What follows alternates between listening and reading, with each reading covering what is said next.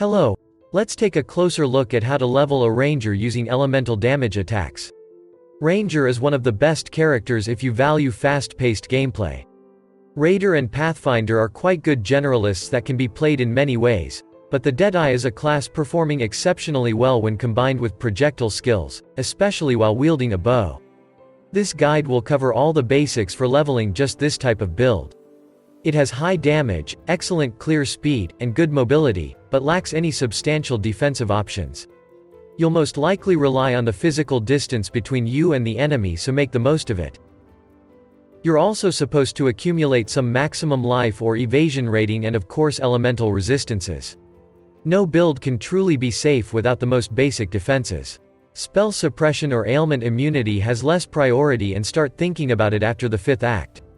Any bow attack is suitable, but here we will use elemental damage ones, mostly because they're stronger and better for clearing than, for example, split arrows.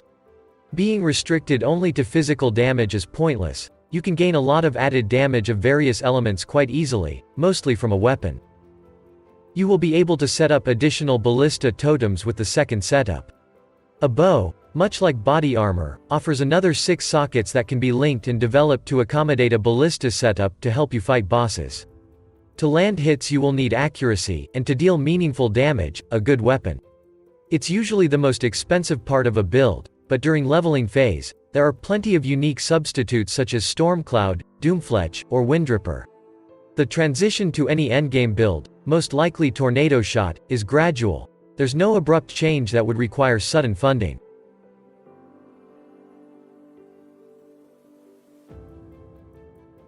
We recommend starting with Ice Shot. It's available at level 1.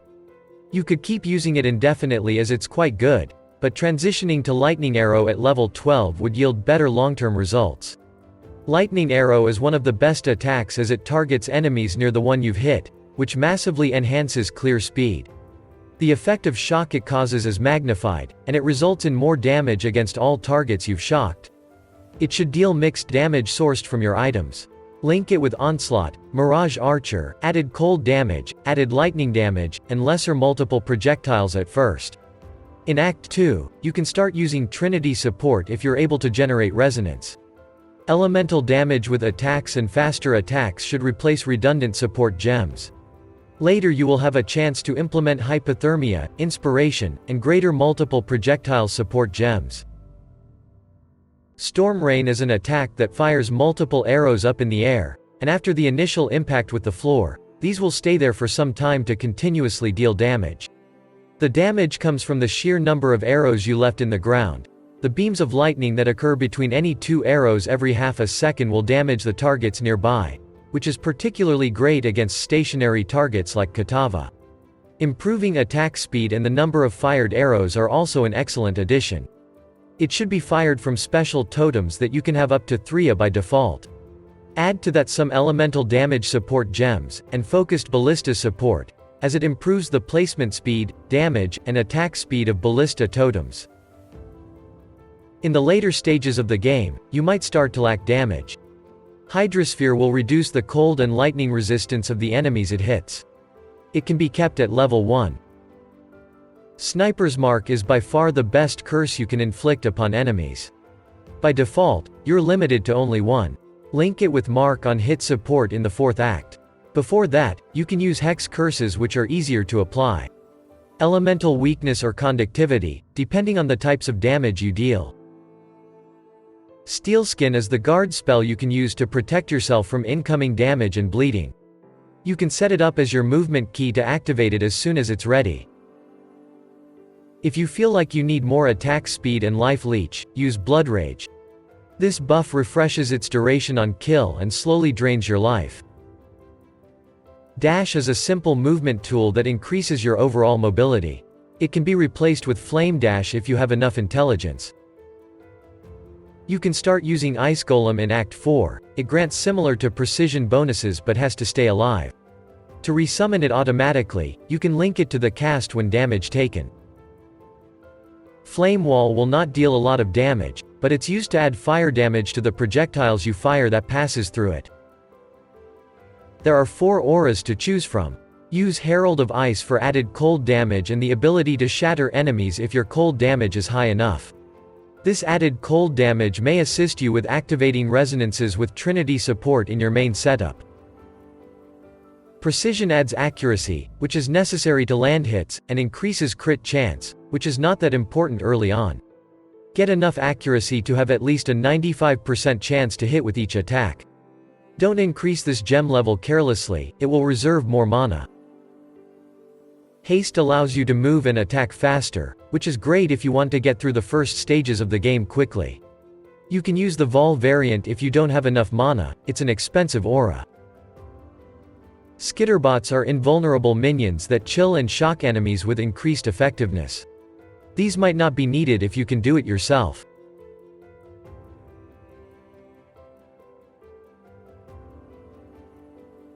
On your gear, seek added elemental damage. We've listed the unique items that are especially fitting here, but it can also be found as affixes on some rare ones. You can craft them via multiple essences, of anger, hatred, or wrath. Movement speed is quite important if you already have enough damage, it will significantly improve your performance. Tabula rasa is the single best, and relatively cheap, body armor you can wear since level 1. It always has 6, white, link sockets. At level 65 you can start wearing Hyri's Ire as it's overall one of the best unique for these types of builds. Goldrum is a helmet with a lot of elemental resistances that can be worn at level 1. A permanent onslaught buff from Thrillsteel will increase your movement and attack speed. La Hup of all grants attributes, resistances, and damage, one of the best leveling rings. Blackheart adds tons of extra damage to attacks and can be worn at level 1.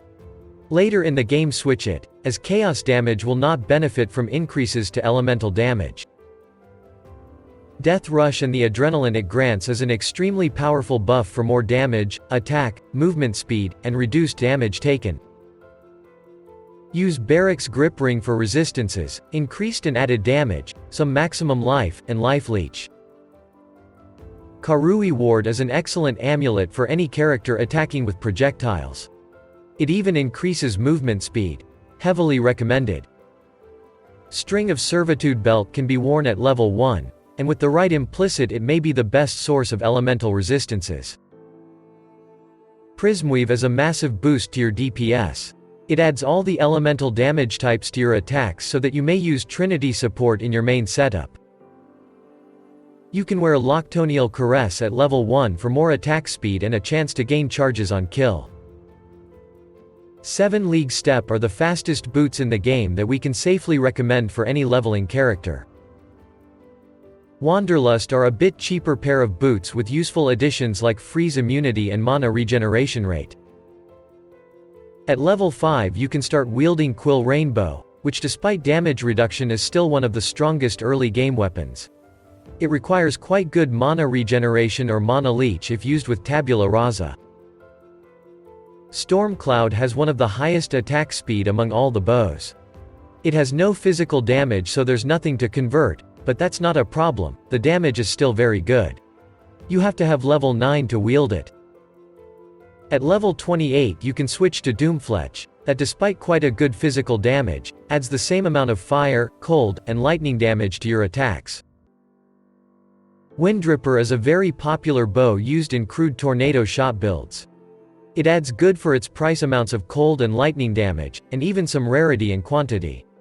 Requires level 66. At level 14 you can start using Hyri's Bite Quiver. It adds a lot of attributes, some cold damage, attack speed, and life on hit. At level 60 switch to the Fracturing Spinner, or better yet, the Shattered Divinity if you can. It adds tons of elemental damage, some resistances, attributes, and summons a Harbinger which upgrades your attacks in many, extremely useful ways. Try to get 2 Quicksilver Flasks so you can have at least one active at all times. Silver Flask increases your damage and mobility with the benefits of the Onslaught buff. If you can't keep up with the damage you receive or the mana you spend, use more life and mana flasks.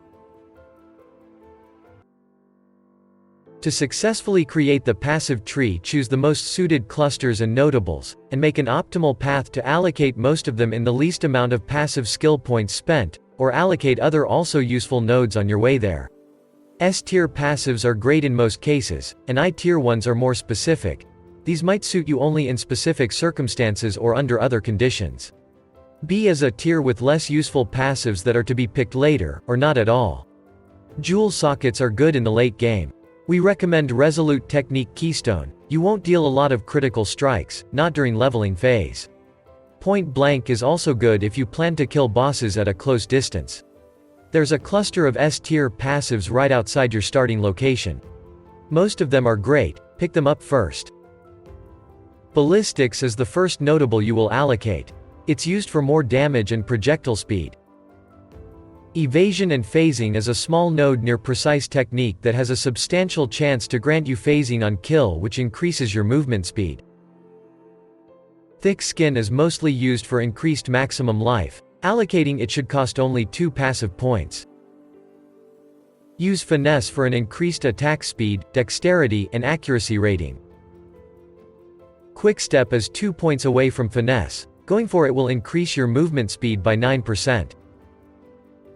One with Nature is 2, not far from Finesse. It grants some resistances and increases elemental damage with attacks. Primal Spirit grants strength, intelligence, and mana on hit if you're using Mana Flask. Pick Heart of Oak for a small bonus to maximum life, chance to avoid stuns, and life recovery after using a life flask. Master Fletcher is the bottom notable in the large bow cluster. It grants attack speed, accuracy, and projectile speed. Herbalism. Another source of maximum life, but also flask recovery rate. Acuity is used for more accuracy and attack speed. It additionally allows you to pick an accuracy mastery. You should deal quite a lot of lightning damage. Allocate Arcing Blows to deal even more. It also allows you to pick a very good lightning mastery. Passives in the next tier are also very good. Graceful Assault, Point Blank Keystone, or Clever Thief may not be needed. Other notables should be allocated after you're done with the S-tier ones. B tier offers some defensive options, maximum life mixed with evasion or extra resistances. Some of the nodes near Shadow's starting location are good too. Let's now glance upon the Masteries. The 2 life masteries for more and increased maximum life will both be useful. Allocate the flat 50 life first, then the 10% increase bonus. Accuracy mastery can cut the precision cost in half with the increased reservation efficiency, allowing you to level it up more, for more accuracy and crit chance. Bows have naturally a lot of green sockets. Pick this mastery for more accuracy per green socket. It's especially good with Precise Technique. Allocate Elemental Mastery for plus 15% to all elemental resistances if you need more elemental resistances. Lightning damage with non-critical strikes is lucky. It's a lightning mastery that's extremely good with Precise Technique. You won't hit critically with this keystone anyway. It's a big bonus to your damage. That is all for our leveling guide. Good luck, we wish you a pleasant journey.